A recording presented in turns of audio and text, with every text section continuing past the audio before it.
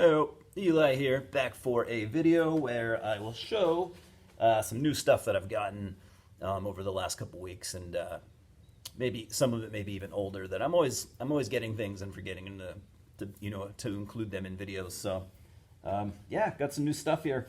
Got 3 different formats. We got cassette tape, just one. Got a couple vinyl records and actually quite a few CDs.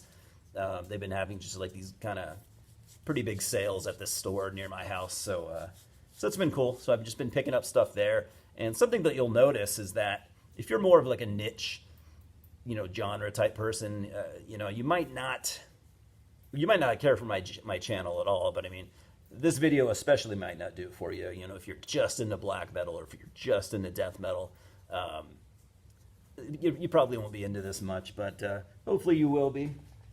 So we'll get started. I guess we'll just start with the singular tape and the vinyl that I got here. Nothing special on the tape, it's just something that I grabbed for the hell of it, because I do like a lot of his stuff. But we got the Alan Parsons Project, Alan Parsons Live.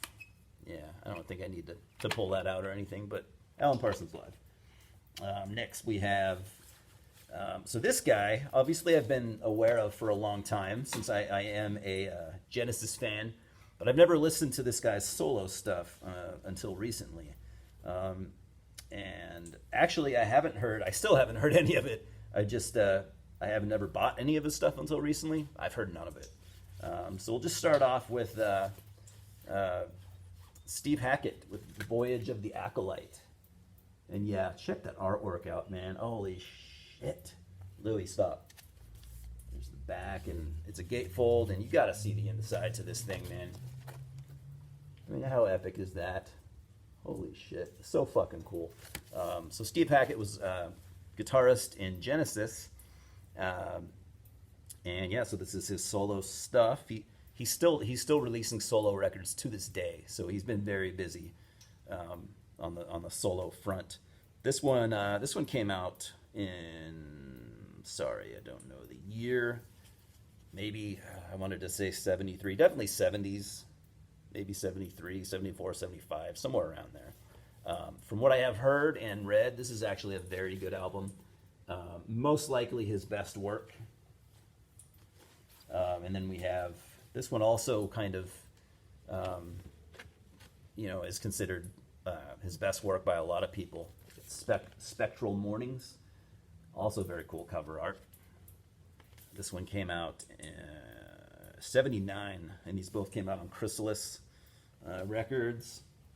We got one more Steve Hackett record. This one's from the 80s. This one, 81 to be exact. This one came out on Charisma Records. This one is, since it came out in Louis, stop. Since it came out in 81, he's doing, what a lot of prog people did in the 80s, which was, they wanted to stay relevant. They wanted to stay signed to a label. So they kind of, they dumbed down a lot of the prog elements in their music, and, went in more of a kind of a, more radio-friendly pop direction. And I haven't heard this album, but that's just basically what I've read. Apparently it's a pretty good album. Most people seem to like it, but it's probably not for everybody, just considering, everything I just said. But yeah, Cured, did I even show it yet? I mean, you can tell just by the fucking album cover. I mean, like, this is probably not going to be a complex prog album, but hopefully it's at least decent enough for me to listen to. This one right here was a little misleading. Yeah, I'll admit I bought it strictly because of the Roger Dean artwork, but I gave it one listen so far, and holy shit, is it not for me. That said, I'm not going to give up on it yet. I'm going to keep going, listen to it a couple more times. And we have the Kendry Spring with Spring Sweet. Crazy psychedelic Roger Dean artwork. Gatefold, so it's, of course, going to turn into a very cool painting. There's the inside. Note this guy right here. You could easily think that is, you could easily pass this guy in the street, like right now, you would just be some hipster. But yeah, this came out in the 70s as well. I wanted to say 73. 73. And I just kind of assumed it would be a prog album. Honestly, though I haven't really fully digested it yet, it just sounded more of like a folk, like an American folk album to me. So I don't know.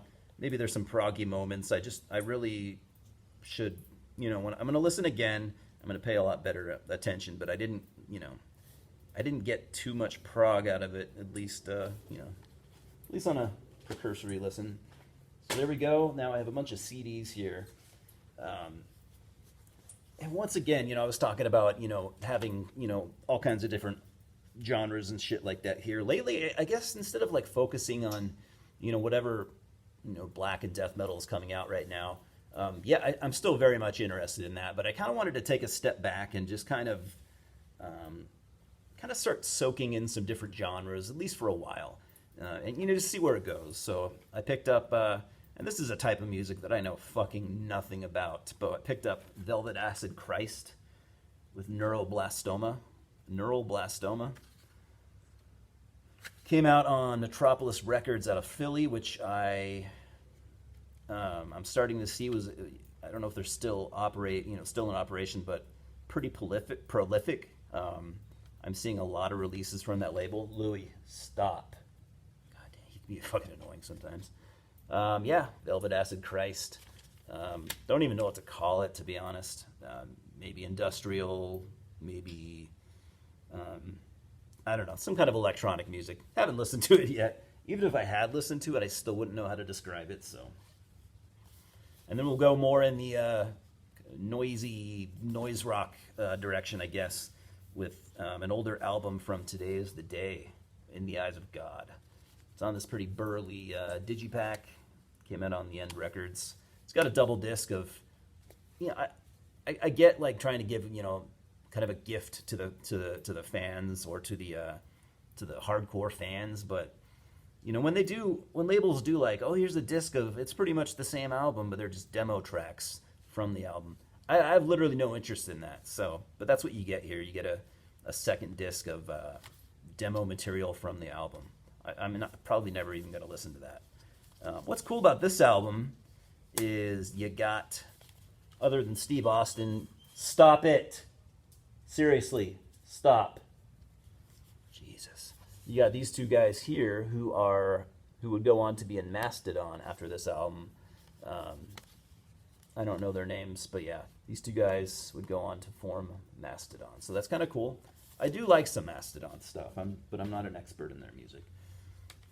Then we have a band who I've owned one album for this band for a long, long time, and I've always wanted to get something else. And yeah, it literally never had until now. This album is called Weird Revolution. It's by the Butthole Surfers.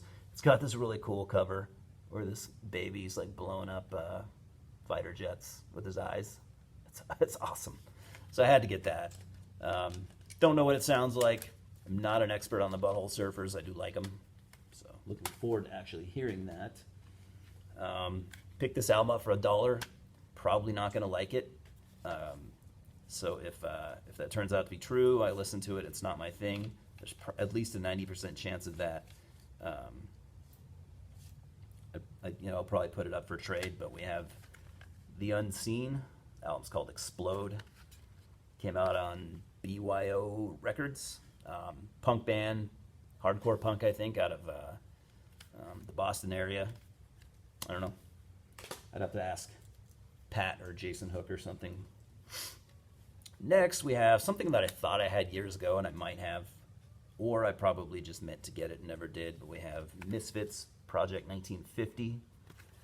It's a pretty cool double disc set with, the Misfits covering, like 50s doo-wop songs and shit. Interesting lineup, too. You got Jerry Only, of course, and you got Marky Ramone on drums and Dez Cadena on guitars. So it's a cool lineup. And I'm pretty sure I've heard it. I just don't know if I've heard all of it. I've heard some of it at least. It's a fun listen. I actually really dig it. And then I'm glad to have this back because I definitely had this years ago. Probably my favorite Misfits album of all time. Sorry, punk guys. I know that's disappointing to you, but we got Famous Monsters. That awesome cover art. This is album 2 of the Michael Graves era. This came out on Roadrunner Records. Voila. Yeah, I just really love this album. As you know, probably know, Michael Graves sings on 2 albums with the Misfits. This one and before this, American Psycho, also a very good album. Really, they're kind of neck and neck as far as quality is concerned, in my opinion. Never, ever own anything from this band. I always thought I'd probably end up with something from them eventually because I do like their music. I just didn't know when it would happen, or, yeah, we got the Ramones with the Acid Eaters. I wanted a Ramones album, but I picked this one for the artwork. I mean, look at that. So badass. I was like, well, I'm starting here. Back. Yeah, man. Such a cool layout, and I don't know how the album is. It's Ramones. I couldn't imagine it being bad. I could not imagine them straying, too far from their formula, but we'll see. I also knew I would eventually end up with this album. Just didn't know when. I never really, think about it too much. So I'm glad it just kind of popped out in front of me and used and cheap. So that definitely helped. We have the one solo album so far from Nick 13. Nick 13 is the main man from Tiger Army. So I've always liked, shit that he does. But this is not Tiger Army by any means. Although some of these songs are Tiger Army songs, but this is like a country Americana album. So it's pretty cool. I don't own a single country album in my collection at all, but I really do like this. Like I said, a couple of these songs, are Tiger Army songs. If you're a Tiger Army fan, you might want to check this out. If you have an open mind. It's good. It's really good, actually. Here's some heavy metal band that I had never heard of, but I picked it up. It was cheap. Came out on Nightmare Records. Album is called When the Enemy Falls. Palace of Black is the band name. Came out on Came out on Nightmare Records. And I only knew one of the band members, which was Mike Viscera. Mike Viscera's done a bunch of. He's a really talented singer. He's a great, like maybe power metal type singer. He was in a band called what are they called? Obsession. Obsession had a really great EP in the early '80s. I'm pretty sure he's on an Yngwie Malmsteen solo album, and he's done some other stuff. And he's a great fucking singer. So I figured it's probably some kind of power metal, maybe, but we'll see. Never owned anything from this guy either, though. I've always wanted to get some of his shit. We got David T. Chastain with Instrumental Variations. Came out on Leviathan Records. You might know David T. Chastain from his band Chastain, which is more of a traditional or even maybe power metal type band. This is just solo stuff, just guitar shred, shrapnel records type shit. David T. Chastain, I usually just call him David Chastain, but anyways, he's a world-class guitarist. He's one of the shredders. He's up there with Malmsteen and Steve Vai and shit like that. And he's great. He's a little more metal-oriented than most of those guys. I guess Malmsteen, you could call his stuff metal-oriented too, but Chastain, I think, is even more metal than any of those guys. So this right here was actually a really cool find. I've never ever heard of this band, but once I actually, I got this for $1. Once I looked into it, or actually I picked it up and I looked at the back and I saw the Road Racer logo and I'm like, well, shit, it's got to be metal.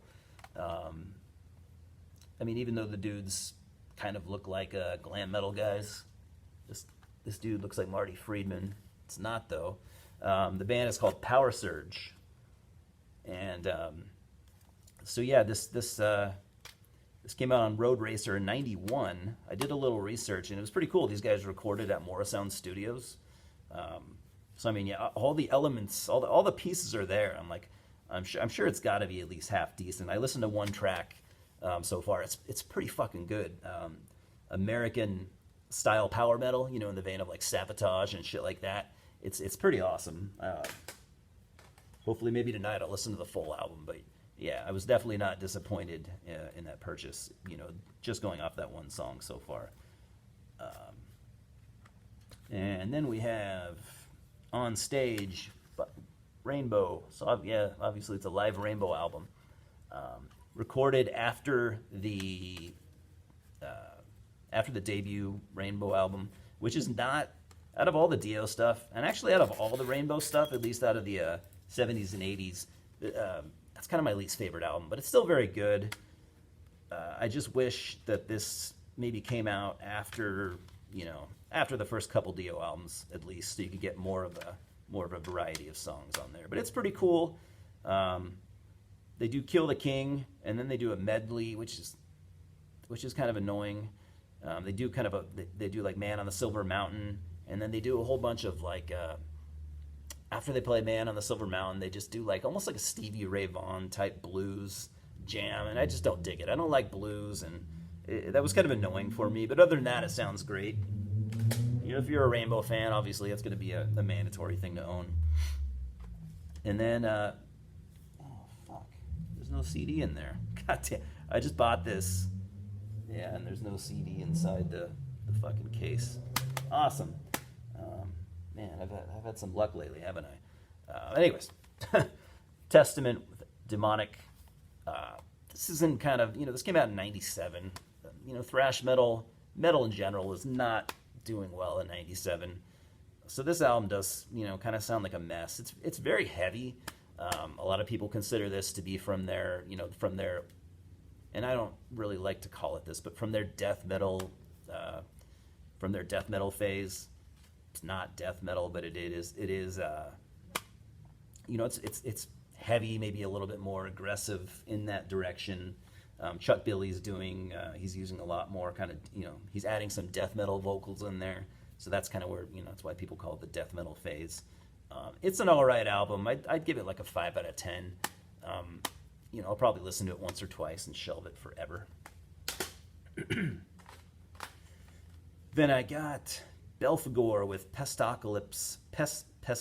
Pestacalypse. I can't fucking say that. It's not a word, first of all. Pestacalypse 6. I did own this back in the day. Got rid of it for some stupid reason. I also have a shirt from this, but this is a very good album. I don't know why I got rid of it. Stop. Came out in 2006 on Nuclear Blast. This is actually a better album than,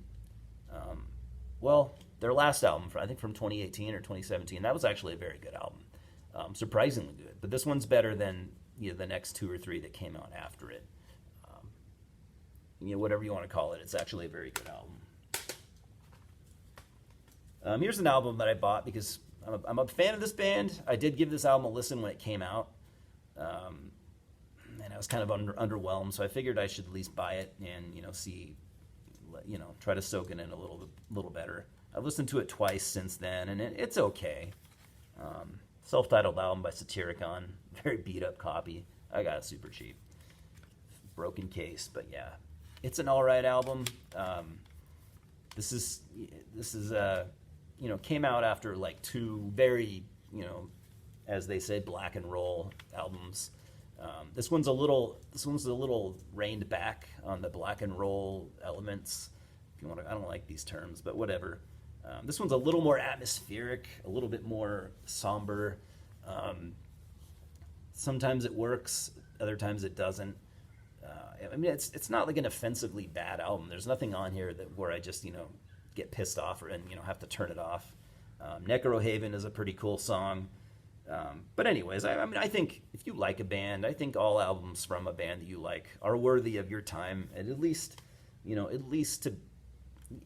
give them a shot. But so that's what I did. Not a terrible album, not a good album, or not a great album. It's almost what I would consider a good album, but it just doesn't quite get there for me. And from what I've read, most people feel that way about it. But anyways, whatever. One more. Got a death metal album out of Brazil. We got The Order with Weaponize, and some of the worst cover art you've ever seen, but it's good music. Came out on Unique Leader in 2007. I remember it coming out. I don't remember it being 2007, but yeah, man, if you like Crisian, Rebellion, shit like that, you know, this is definitely up your alley. Brutal ass, unrelenting, fast, and just an all-out assault, you know, type death metal. It's quite good stuff. I haven't heard it in a long time. I don't think I've heard it since it came out, so I'm, you know, looking forward to getting reacquainted. But yeah, The Order, Weaponize. Let me know if you've heard it. Let me know if you've heard any of these, and if you feel like talking, let's do it. Other than that, plenty more videos to come, hopefully in the future. Thanks for stopping by. We'll talk soon. Cheers.